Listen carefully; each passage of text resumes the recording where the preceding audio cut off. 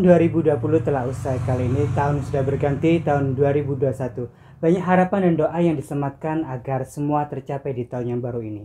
Mata Romlah hadir spesial di awal tahun. Kali ini semua sudah tahu, kita ada di tempatnya ini. Pemeran Pinky, Tompel, dan juga Tante. Kita sambut dia, Bu Santi. Halo, selamat siang. Romla, gimana kabarnya? Silakan duduk. Alhamdulillah baik. Ini tahun baru kemana aja nih? Di rumah saja sama bakar-bakar sama tetangga, lihat kembang api gitu aja. Oh, ya, kembang Nggak ada api. yang spesial. Ya. Ini kan tahun 2020 udah berlalu ini ya. Sekarang 2021. Ini kalau boleh tahu harapannya di 2021 ini apa ini? Ya, semoga pandemi COVID ini segera berlalu. Kemudian programnya Romla itu juga diperbanyak juga, maksudnya gitu. Oh iya pasti itu, karena semua kemarin itu masih sibuk, jadi susah untuk ngumpulin teman-teman, kan semua pekerja gitu kan. Ini kalau boleh tahu ini Bu Santi sendiri untuk kerjaannya ini apa sih? Saya kerjanya sebenarnya saya nggak kerja. Saya kerjanya itu bookingan aja. Bookingan. Kalau boleh tahu nih, sebelum kenal Romla ini, pertama kali kenal Romla ini di mana sih? Oh, waktu itu kenal Romla gitu. Kenal sama Romla pertama kali waktu itu saya diajak teman bergabung ke grup badmintonnya dia. Jadi kenalnya di badminton ya. Iya. Terus akhirnya bergabung, kenal lama, terus akhirnya ikut serial Romla di series itu. Iya, waktu itu Romla kan mau bikin YouTube Romla gitu ya. Waktu itu serialnya pertama kali Indah pada waktunya. Saya iseng-iseng ya pengen seru-seruan gitu loh. Saya nggak ada pengalaman kayak gitu loh. Saya pertama kali ini ikut acting jadi masih grogi, ngeredek, nervous macam satu wis. Apalagi itu ada yang momen paling berkesan nggak di waktu syuting itu? Yang paling ya malu, ngeredek, berkesan itu pas waktu syuting pas apa itu? Oh, itu waktu pemeran si Tompel waktu ngamen itu loh. Itu sama sekali di luar dugaan. Saya ini kan sebenarnya tipikal pemalu ya.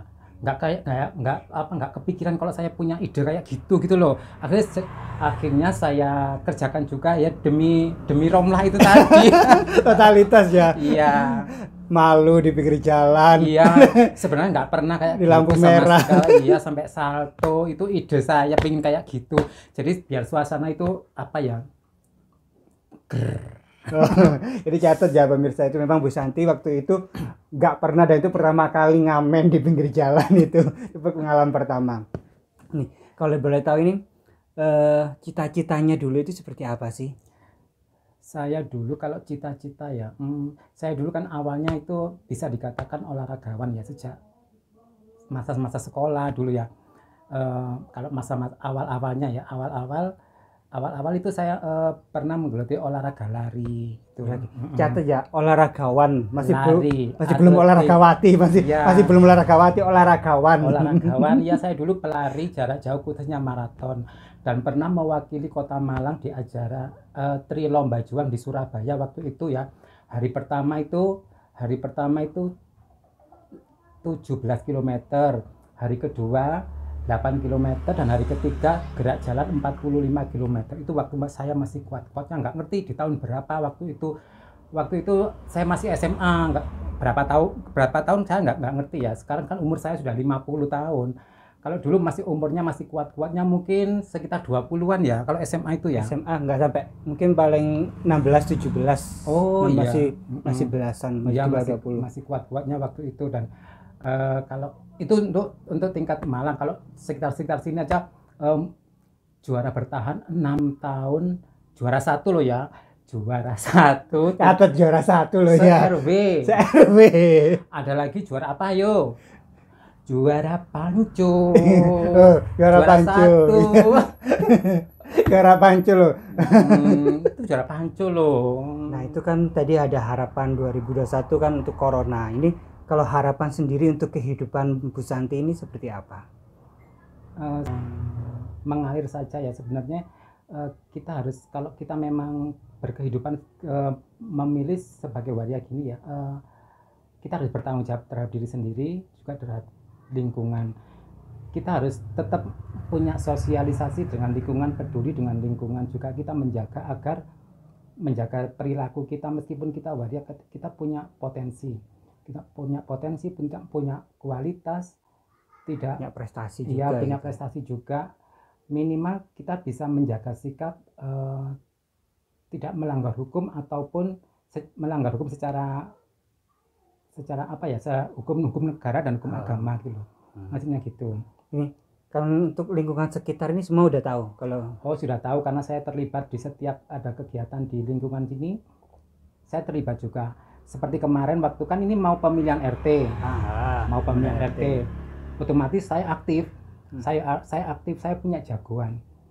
Dan saya nggak asal milih saja siapa yang saya tunjuk, tapi saya punya alasan. Saya merekomendasikan dia karena dia memang punya wawasan yang luas, memiliki pemikiran ke depan yang maju ke depan, maksudnya ya buat lingkungan, terus juga memiliki loyalitas ke warga gitu.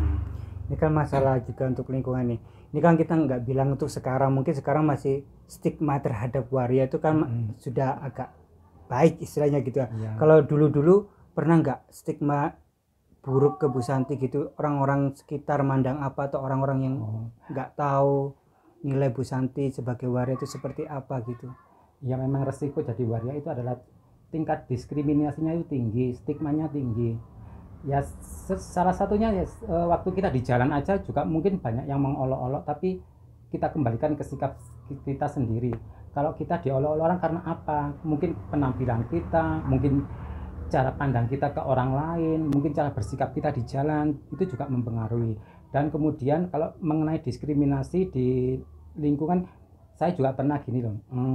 Waktu itu ada pemilihan presiden pilpres yang kemarin itu, sebenarnya saya pengen ikut serta dalam petugas itu KPPS. Ya, KPPS. Saya sebenarnya sudah lolos di tingkat kelurahan, sudah lolos, tapi akhirnya mungkin ada pihak yang keberatan, cuma salah satu pihak yang keberatan, akhirnya saya digugurkan. Karena saya waria, bukan karena saya tidak dipandang karena dengan kinerja saya. Sebenarnya secara kinerja saya sudah lolos di tingkat kelurahan itu, tapi karena saya waria, ada yang menilai waria mungkin mereka mungkin memiliki pemikiran lain, akhirnya saya digugurkan. Itulah yang tidak saya sukai. Memang itulah Indonesia gitu ya, beda dengan orang luar yang sudah waria atau ladyboy atau transgender itu sudah diakui selama dia berprestasi, dia punya kualitas, dia masih bisa untuk memajukan dirinya ke depan.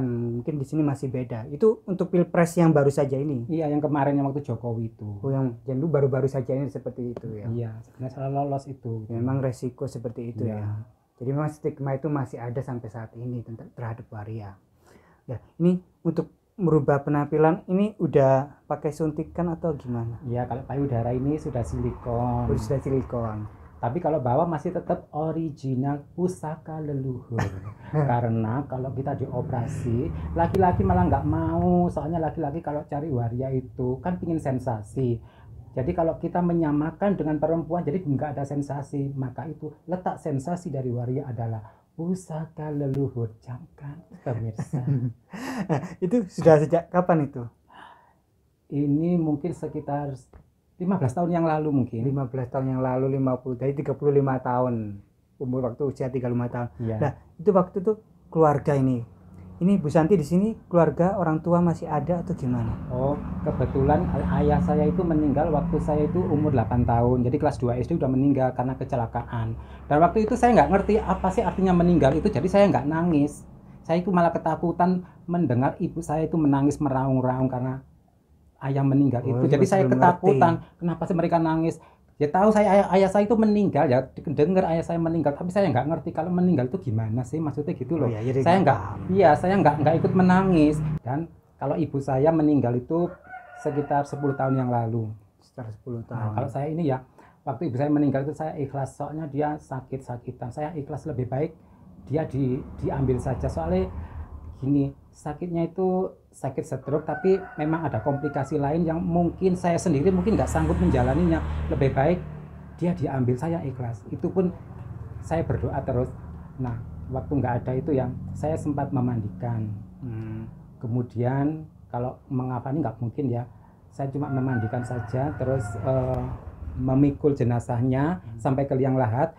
Kemudian saya masuk liang lahat, saya membopong. Kemudian saya membuka tali kafan. Itu yang terakhir. Dan itu memang saya pingin sebelum saya melihat jenazah ibu saya, sebelum berangkat ke rumah kakak saya memang kepingin itu yang saya lakukan. Malah saya kepingin mengadani waktu itu, tapi karena saya mungkin nanti di saat ngadani nanti mungkin saya takut keliru, akhirnya mungkin ponakan saya aja gitu. Saya cuma pokoknya terakhir saya kepingin nyentuh ibu saya, terakhir itu membuka tali kafan itu.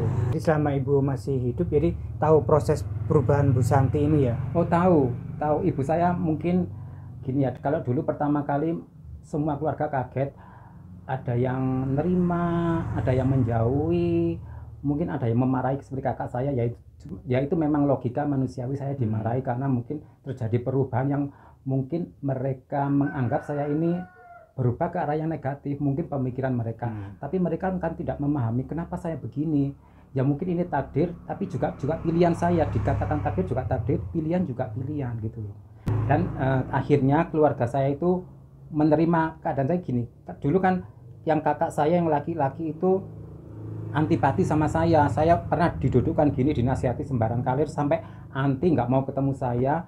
Dan akhirnya terakhir itu sejak kejadian ibu saya meninggal itu, apa yang saya lakukan itu dia akhirnya memahami, meskipun saya seperti ini saya punya tanggung jawab, mungkin ada sesuatu yang menyentuh perasaannya. Oh adikku kayak gini sih, meskipun dia waria kok sampai kayak gitu, misal sampai memanggul jenazah, sampai ikut di liang lahat juga. Padahal waktu itu kakak saya itu cuma pegang payung aja di depan, pegang payung di depan, sedangkan aku sebelum jenazah diberangkatkan ke kubur, aku nggak mau jangan sampai itu dipikul orang. Akhirnya saya dampingi aja, jangan sampai disentuh orang dulu. Akhirnya mulai berangkat itu langsung saya panggul itu.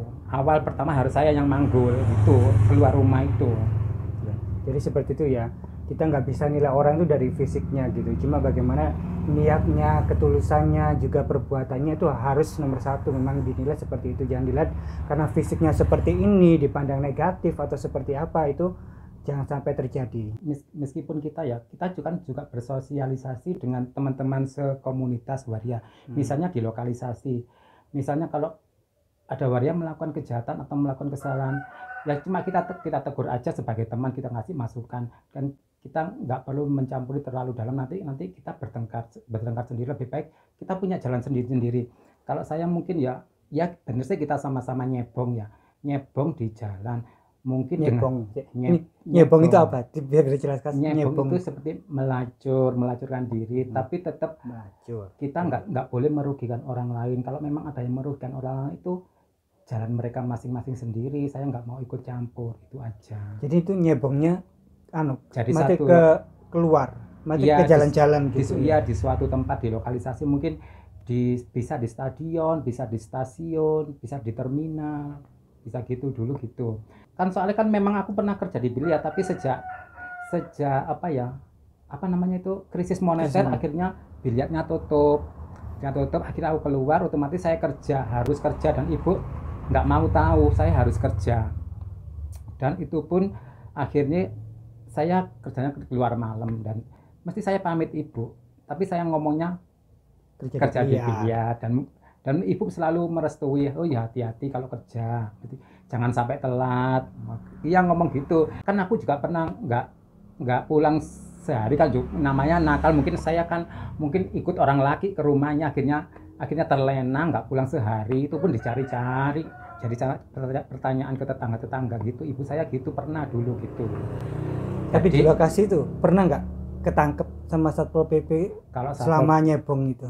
Selama Satpol PP mengejar saya, nggak pernah sama sekali. Nggak pernah ya? Karena juara lomba lari.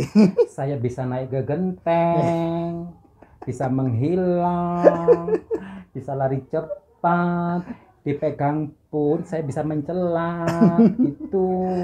Ya, jadi nggak pernah ketangkep ya selama di lokalisasi. Padahal saya target utama. Jadi Satpol PP itu sudah hafal dengan saya. Jadi tiap ada waria yang sendiri itu, mereka punya motivasi gini loh. itu loh Santi harus kena. Nah itu Santi harus kena TO, sudah TO. Meskipun itu bukan Santi, tiap ada waria dianggap Santi, biar rekan-rekannya Satpol PP itu semangat menangkap gitu loh. Kalau saya nggak pernah, memang ya nggak pernah. Kalau Satpol PP nggak pernah, nggak sampai kena tangkap gitu loh, nggak sampai kena ke kantor. Kalau digini sih sudah pernah, tapi saya sudah mencelat gitu lah. Setidaknya saya sudah kadang naik ke genteng, naik ke pohon, lari sebelum dia masuk aku lari. Ada kejadian yang lucu gini ya, waktu aku sama laki ya, laki di Stadion Gajayana, kan itu ada lapangan tenis yang apa, yang pagarnya tinggi-tinggi itu loh, kayak kerangkeng itu loh. Ya. Nah, waktu itu kejadian malam red ya, aku sama laki di situ.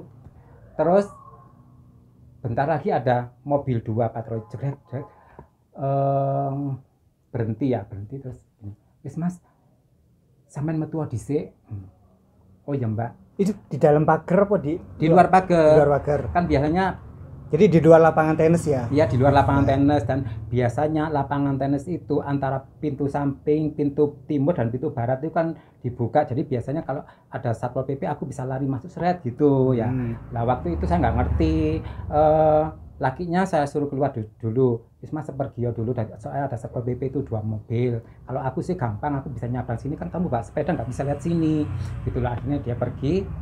Satpol PP masuk, kan dia lihat laki, loh ada laki berarti ada waria. Satpol PP-nya masuk, aku kaget, pintu tak buka, mendal, ternyata digembok, dikunci. Aku mendal gini akhirnya jalan satu-satunya. Spider gil gini duduk jadi Spiderman. Iya, spider gil. Iya, akhirnya turun di kerangkeng ya, kayak burung ke kerangkeng itu. Akhirnya Satpol PP-nya nggak bisa masuk, nggak bisa. Ada yang ketawa, ada yang marah. Aku ya cuek aja, aku ya gitu bang. Itu mengesankan, yang menurutku itu mengesankan, soalnya lucu gitu loh. Kayak gitu. Jadi waktu selama jadi waria dan selama hidup ini, ada nggak yang hal-hal apa yang ditakutkan dalam hidup ini? Kalau saya ya mungkin ya, karena mungkin saya hidup saya sendiri ya. Hidup saya sendiri, mungkin kan saya juga nggak kuat seterusnya. Mungkin suatu saat saya nggak bisa apa-apa. Mungkin sudah renta ya, mungkin udah waktunya mungkin ya. Mungkin saya akan hidup sendiri, dan itu pun saya harus menerima konsekuensinya. Apa? Konsekuensi. Oh ya, konsekuensinya ya. Lali lagi. Saya pasrah saja. Mungkin saya gini, kalau bisa, mungkin saya ke dokter mungkin kalau sudah saya nggak bisa apa-apa, lebih baik disuntik mati saja gitu, daripada saya ngerepoti anggota keluarga lain mungkin yang masih ada loh ya. Mungkin dari ponakan-ponakan saya, bukannya ponakan-ponakan saya itu nggak peduli sama saya, bukan, tapi karena memang dari hati saya nggak mau ngerepoti orang lain, soalnya ini sudah keputusan saya harus menerima resiko apa yang saya hadapi saat ini dan kelak gitu. Itu saja. Meskipun ponakan-ponakan saya itu ke aku juga baik, hubungan kita baik-baik saja, tapi kan mereka juga punya keluarga, punya tanggungan. Nggak mungkin sih kayak ketambahan beban dengan saya. Waktu mungkin saya saat nggak bisa apa-apa, seperti ibu saya kan juga nggak bisa apa-apa kalau sudah tua. Saya juga membayangkan itu suatu kelak saya nggak bisa apa-apa, mungkin berdiri ataupun jalan ke kamar mandi pun saya mungkin sudah nggak bisa suatu saat, dan itu pun saya akan kembalikan ke Tuhan, dan mungkin saya akan mengambil kesimpulan, mengambil keputusan ke dokter. Mungkin dokter, kalau saya memang sudah nggak bisa apa-apa lagi, saya minta disuntik mati, dan saya ikhlas. Dan mungkin saya ya itu saya kembalikan ke Tuhan. Mungkin Tuhan menerima dengan cara saya atau mungkin tidak, saya itu kehendaknya Tuhan. Soalnya saya gini, saya percaya Tuhan itu maha berkehendak. Apapun, kalau saya digunjing orang itu ya terserahlah, digunjing apapun terserah. Mungkin saya ada yang dikatakan calon penghuni neraka apa gini, pokoknya yang istilahnya ya yang berlawanan dengan ajaran agama Islam gitu. Tapi saya yakin Tuhan itu maha kuasa, maha berkehendak. Itulah maha berkehendak itu yang tidak mereka ketahui. Menurut saya sikap sebaik mungkin saya bisa lakukan, sebisa saya lakukan ya sebisa saya ya. Mungkin Tuhan akan mengampuni saya. Karena di balik ini mungkin kan ini juga aku juga bukan kehendak saya sendiri. Saya tertarik dengan laki-laki kan saya nggak bisa menolak. Kalau dikembalikan ke Tuhan, ke takdir, itu kan juga campur tangan Tuhan. Pernah nggak bertengkar dalam hati waktu dulu atau Oh, Kalau sekarang bergejala. mungkin masih bisa ikhlas gitu ya. Kalau dulu-dulu masih ada pertentangan nggak kepada sama Tuhan, kenapa kok seperti ini, aku jadi seperti ini, ada nggak benar seperti itu? Oh, kalau dulu memang awal-awalnya memang gitu. Iya, waktu itu saya kok tertarik sama laki-laki, nggak sama perempuan itu SD itu. SD, SD semakin menjadi SD, SMP, akhirnya sampai gini loh. Saya itu sifatnya kok nggak bisa segagah mereka-mereka sih, padahal itu laki-laki, aku ki laki-laki. Cara jalan kok gini sih, padahal aku nggak kepingin kayak gini, tapi loh, secara nggak sadar aku kok cara ngomongku gini, cara gerak gerikku gini, nggak seperti teman-temanku lainnya tuh. Jadi awal mulanya mungkin mainan, atau sebelum itu ada kan kalau banyak cerita-cerita dari seorang waria ataupun seorang gay gitu kan, itu ada eh, kekerasan seksual itu apa ada atau memang gimana? Berarti pernah ngalami nggak sebelum akhirnya jadi memutuskan jadi waria gitu? Oh ya gini, kalau saya kebetulan saya tidak pernah mengalami kekerasan seksual ya. Mulai SD, SMP masih bersih, SMA pun masih bersih. Padahal SMA itu saya sudah jatuh cinta sama teman sebangku. Teman sebangku itu sampai lulus, sampai dia nggak ngerti kalau saya ini istilahnya tertarik sama laki-laki, dia nggak ngerti. Terus sampai lulus, sampai dianggap saudara gitu loh. Mandi pun bersama, tapi dia nggak ngerti itu loh ke aku. Nah, sampai SMA, sampai lulus SMA, saya itu kepingin sebenarnya libido itu ada, seks, kepingin apa ya, melakukan hubungan seks itu ada, tapi selalu takut tiap keluar didekati laki-laki. Sebenarnya udah nekat ya, harus mau, tiap dipegang aku yang yang kayaknya gini loh, malu, jangan takut, aku pulang gitu loh. Tapi nanti sesampainya di rumah itu masih laki-laki apa udah jandan cewek?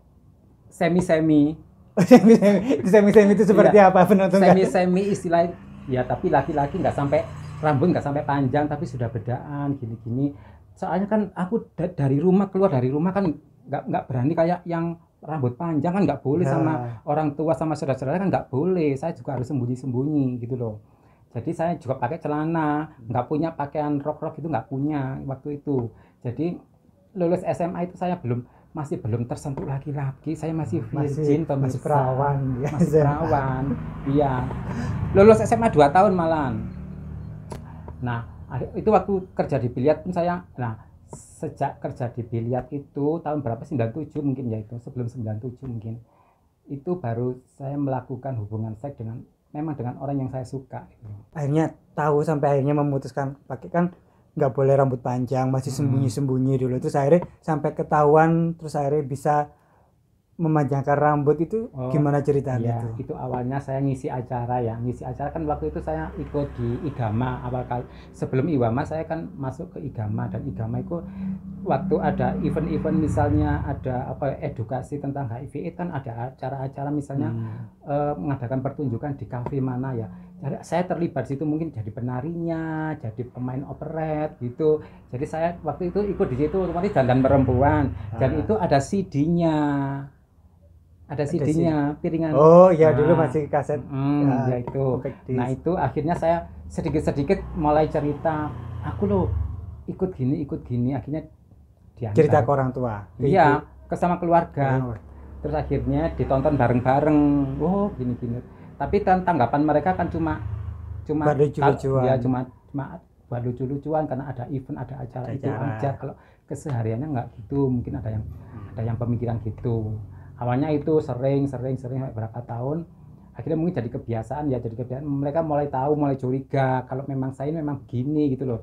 Dari SMP kakak saya tahu saya ini sering mainan boneka-bonekan, malah saya itu disuruh dimarahi, kayak bantu ibu masak di dapur, dimarahi, nggak boleh. Akhirnya ditarik ke kamar, disuruh dampingi dia break-breakan itu loh. Dulu kan usulnya break-breakan loh. Nari-nari di lantai-lantai itu tuh lah. Break yang Roger itu. Enggak, mau nangis zaman itu masih belum. Break Roger gitu loh. HT itu loh. Yang HT itu loh. Ya, aku masih belum nutut kayak gitu. Belum lahir. Udah lahir kok enggak tahu. Belum tahu ya. Ya waktu itu aku suruh dampingi, kan kebetulan kakak saya itu pintar dalam hal elektronika gitu. Saya suruh dampingi, terus tidur pun saya juga harus seranjang dengan dia supaya mungkin dia mau membentuk jati diri saya gitu loh, mungkin gitu. Tapi dia nggak ngerti kan, nggak memahami sih, nggak seinstan itu dia mau merubah hidup saya gitu loh. Ada ya cerita kakakku yang mungkin diambil orang, maksudnya itu diemong orang mulai kecil.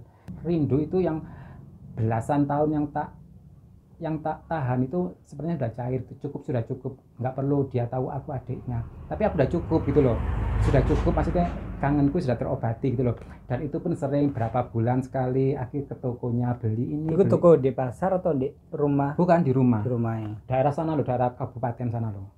Tapi waktu sebelum dandan ngerti punya kakak? Iya ngerti. Berarti paham gitu? Paham, paham ya pernah. Tapi dia nggak ngerti kalau saya kan kalau saya kecil dia memang pernah ketemu. Kalau aku SD kan aku dulu sering diajak sama ibu ke rumahnya, jadi kan nggak ngerti dia perkembangan saya, nggak ngerti. Aku juga takutnya itu ada kata-kata yang nggak berkenan gitu, jadi aku memang menyembunyikan identitasku sebagai saudaranya gitu loh. Jadi waktu saya kangen, saya nyamperin dia aja, pura-pura jadi pembeli aja, tapi sambil ngobrol. Itu pun wis ngobati kerinduan saya ya. Suatu saat mungkin ada keluarga yang cerita ya, kalau kondisinya saya gini, akhirnya, dan dia pun memutuskan nggak mau berhubungan dengan saya gitu loh.